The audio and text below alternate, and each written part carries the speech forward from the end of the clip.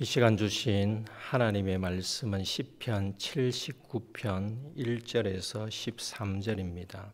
시편 79편 1절에서 13절입니다. 교독하시겠습니다.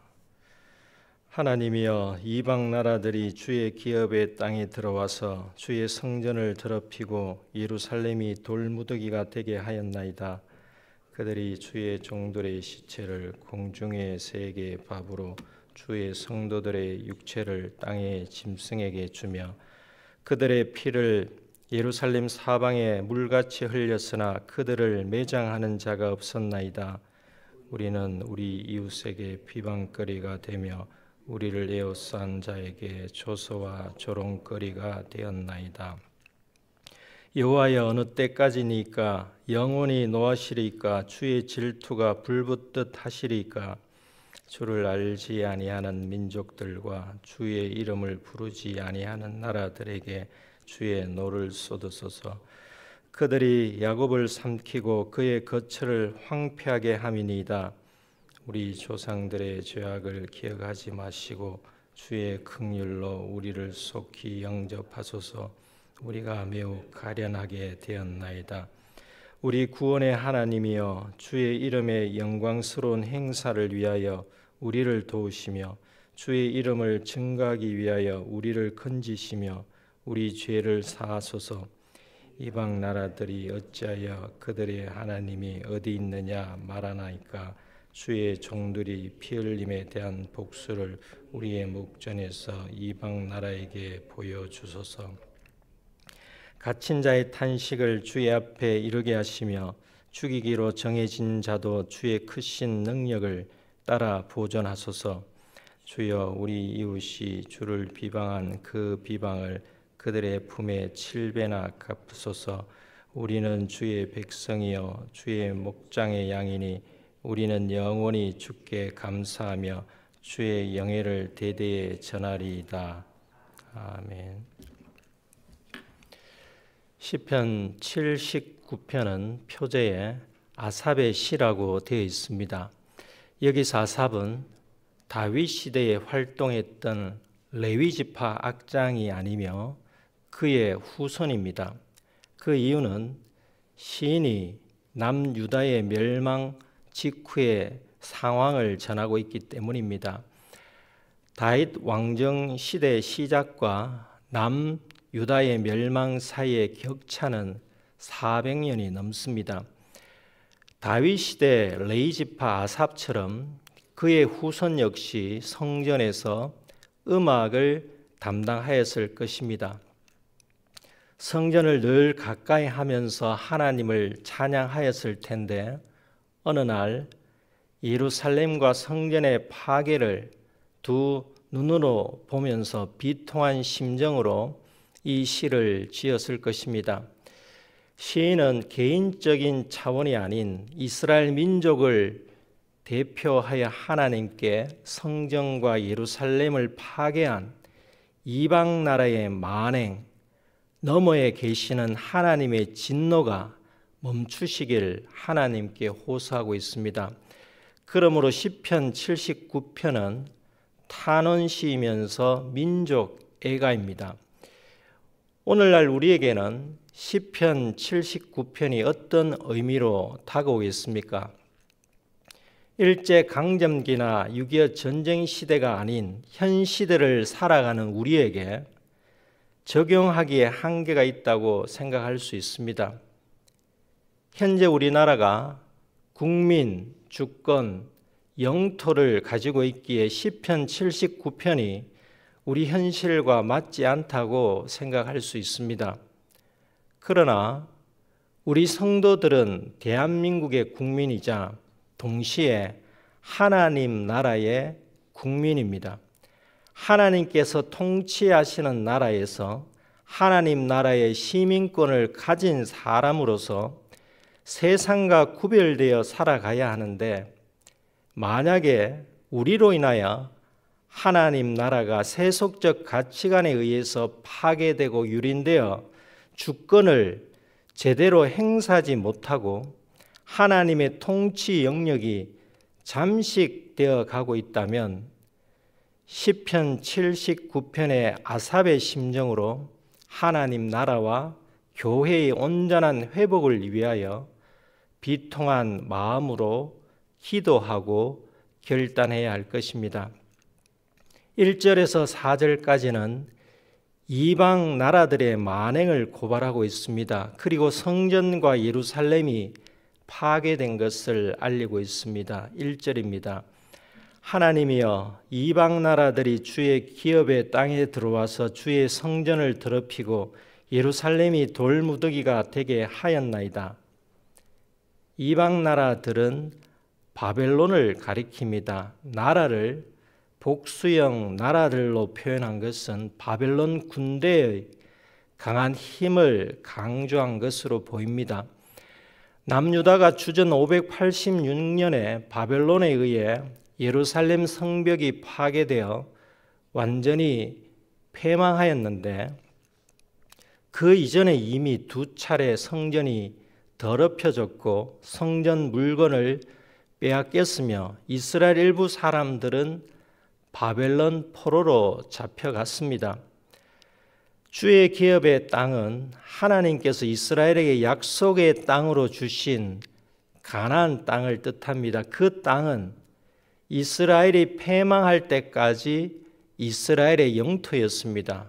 그 땅은 단지 한 나라의 영토가 아닌 하나님께서 이스라엘에게 기업으로 주신 땅입니다. 그 땅을 이방 나라가 들어와서 파괴하였습니다. 시는 이방 나라와 주의 기업, 주의 성전 예루살렘을 대조하고 있습니다. 하나님의 성전이 있는 예루살렘의 파괴는 단지 한 나라의 수도가 파괴된 것이 아니라 하나님의 통치 영역의 파괴를 뜻합니다. 시인이 패망 직후의 비참함을 고발하는 것은 결국 하나님의 긍휼하심을 간구하는 것입니다. 시인은 하나님의 긍휼하심을 바라며 이방 나라의 만행을 이어서 고발하고 있습니다. 2절 3절입니다. 그들의 주의 종들의 시체를 공중의 새에게 밥으로 주의 성도들의 육체를 땅의 짐승에게 주며 그들의 피를 예루살렘 사방에 물같이 흘렸으나 그들을 매장하는 자가 없었나이다.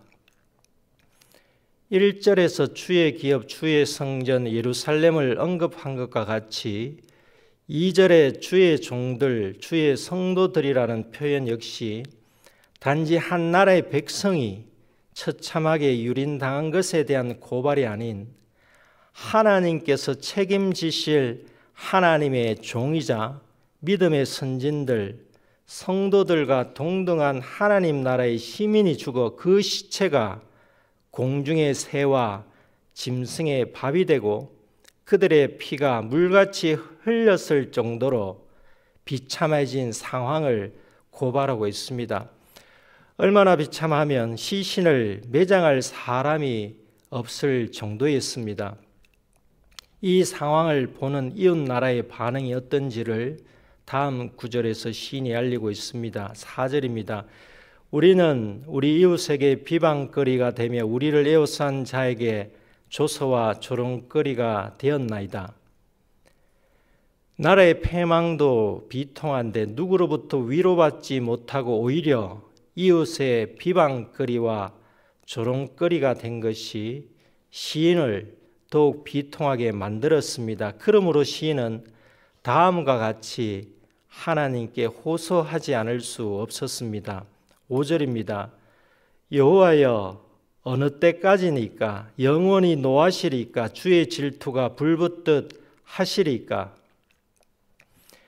시인은 이스라엘의 패망이 바벨론을 도구 삼은 하나님의 진노 때문인 줄 알았습니다. 그래서 하나님께 노하심을 거두어 주시길 간구한 것입니다.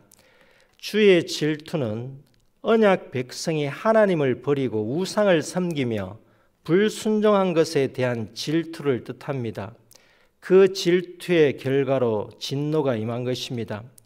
우리가 믿는 하나님은 질투하시는 하나님이십니다. 하나님께서는 이제는 진노를 그치시고 그 진노를 언약 백성을 짓밟은 이방 민족과 나라로 향해 주시길 시인은 간구합니다. 6절 7절입니다. 주를 알지 아니하는 민족들과 주의 이름을 부르지 아니하는 나라들에게 주의 노를 쏟으소서. 그들이 야곱을 삼키고 그의 거처를 황폐하게 함이니이다.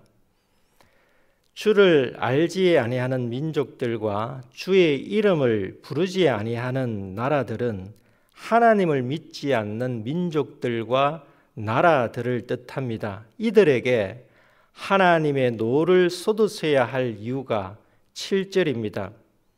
7절의 야곱은 이스라엘을 뜻합니다. 그의 거처는 야곱의 거처, 이스라엘의 영토이며 1절에서 언급한 주의 기업의 땅을 뜻합니다. 그 기업을 황폐하게 만든 민족들과 나라들에게 진노의 화살을 돌려달라는 시인의 간구입니다. 8절입니다. 우리 조상들의 죄악을 기억하지 마시고 주의 긍휼로 우리를 속히 영접하소서. 우리가 매우 가련하게 되었나이다. 시인은 멸망한 이스라엘 공동체를 대표하여 하나님께 긍휼을 베풀어 주실 것을 간구하는데, 우리 조상들의 죄악을 기억하지 마시고 라고 간구합니다. 마치 자신들은 죄가 없고 조상들의 죄악으로 이런 비참한 결과를 맞이한 것처럼 들립니다. 비록 조상들의 죄악 누적으로 하나님의 진노가 임하였다고 할지라도 시인을 포함한 당시 이스라엘 사람들이 의인이었음을 주장하는 것은 아닙니다.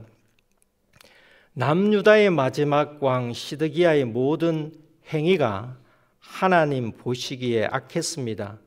또한 그 왕을 따르는 자들 역시 악행을 저질렀습니다. 그런데 소돔과 고모라와 같은 곳에서도 하나님의 긍휼하심으로 살아남은 사람들이 있듯이 하나님께서는 이스라엘 백성을 한 명도 남김없이 진멸하신 것은 아닙니다.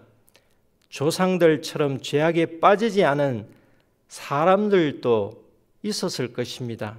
이스라엘에는 소위 남은 자들이 있었습니다. 이스라엘이 조상 대대로 지속된 죄악으로 멸망하였지만 영유아를 포함해 하나님을 신뢰하는 사람들을 기억하며 긍휼을 베풀어 주실 것을 시인이 간구한 것입니다. 9절입니다. 우리 구원의 하나님이여 주의 이름의 영광스러운 행사를 위하여 우리를 도우시며 주의 이름을 증거하기 위하여 우리를 건지시며 우리 죄를 사하소서. 시인은 하나님께 긍휼을 바라며 죄를 사해 주실 근거로 하나님의 이름의 영광과 하나님의 이름의 증거를 들었습니다. 하나님께서는 과거 애굽에서 노예로 살아가고 있었던 이스라엘을 이끌어 그들에게 약속의 땅을 기업으로 주셨습니다. 하나님께서는 출애굽 과정에서 많은 기사를 보여주시며 하나님의 전능하심을 많은 나라들에게 알리셨습니다. 그 결과 하나님의 이름이 영광을 받으셨고 하나님의 이름이 증거되었습니다. 시인은 그때처럼 지금 하나님의 백성을 건지시고 죄를 사해 주심으로 하나님의 이름이 영광을 받으시고 증거되기를 간구한 것입니다. 10절입니다. 이방 나라들이 어찌하여 그들의 하나님이 어디 있느냐 말하나이까. 주의 종들이 피 흘림에 대한 복수를 우리의 목전에서 이방 나라에게 보여주소서. 하나님의 이름의 영광을 위해서라도 이방 나라들이 하나님이 어디 있느냐라고 말하지 못하게 해달라는 간구입니다. 주의 종들의 피 흘림에 대한 복수를 해 주심으로 하나님의 이름을 증거해 달라는 간구입니다. 11절입니다. 갇힌 자의 탄식을 주의 앞에 이르게 하시며 죽이기로 정해진 자도 주의 크신 능력을 따라 보존하소서. 갇힌 자는 죄수 포로를 뜻하는데 바벨론에 포배로 끌려간 사람들을 가리킵니다.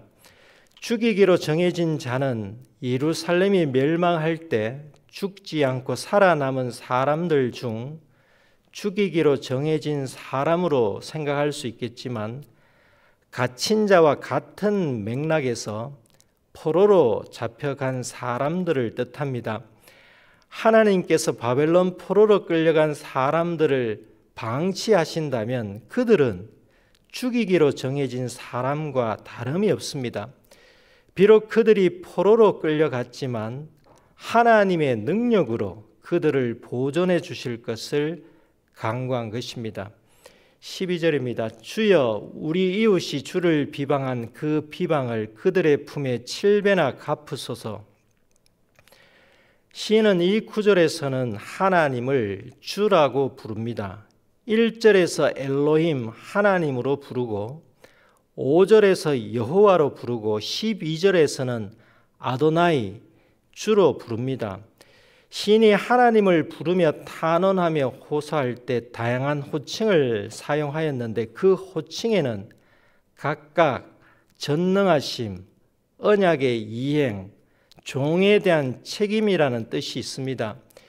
12절에서 주라고 부른 이유는 주의 종을 해친 자들을 복수해 달라는 호소이기 때문입니다.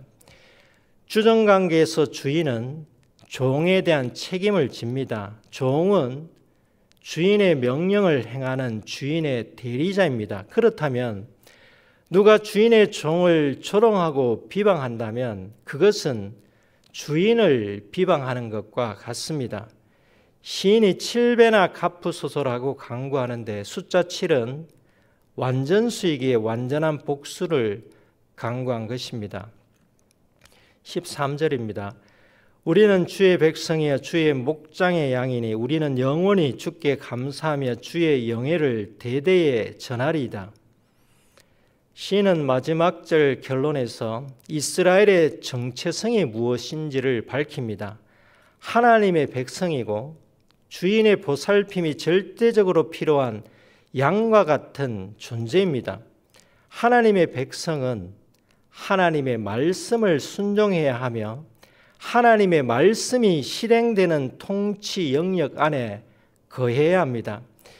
13절의 영예의 원어적 의미는 찬양입니다. 주의 영예를 전하는 일은 하나님을 찬양하는 일입니다. 하나님의 백성은 하나님의 말씀을 행함으로 하나님을 대대로 찬양해야 합니다. 과거 이스라엘뿐만 아니라 현재 영적 이스라엘인 우리 그리스도인은 시인의 다짐처럼 영원히 하나님께 감사하며 하나님을 찬양해야 합니다. 과거 이스라엘이 주의 백성이여 주의 목장의 양, 즉 하나님의 나라의 시민의 정체성을 잃지 않았다면 패망하지 않았을 것입니다. 오늘날 우리 가운데 과거 이스라엘처럼 주변 사람에게 비방거리와 조소거리가 될 정도로 비참한 지경에 이런 분이 있으시다면 시인처럼 긍휼을 베푸시는 하나님께 간구하십시다. 하나님의 이름의 영광을 위하여 하나님의 이름의 증거를 위하여 나를 건지시며 나의 죄를 사하여 주시옵소서라고 기도하십시다. 하나님의 이름의 영광과 증거를 위하는 일은 우리가 하나님 나라의 회복과 확장을 위하여 하나님의 말씀이 우리의 삶의 중심이 되어야 하며 하나님의 말씀이 우리 삶의 영역에서 이루어지도록 실천하는 일입니다. 기도하시겠습니다. 하나님 아버지, 주님의 십자가 보혈로 성령님 안에서 저희를 하나님 나라의 백성, 하나님의 나라의 시민으로 삼아 주셔서 감사드립니다.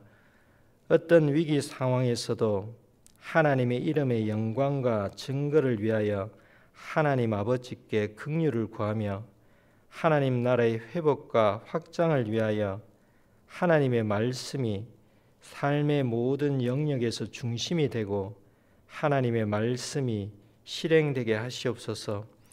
영원히 하나님께 감사하며 하나님을 찬양하는 삶을 살아가게 하시옵소서. 예수님의 이름으로 기도드립니다.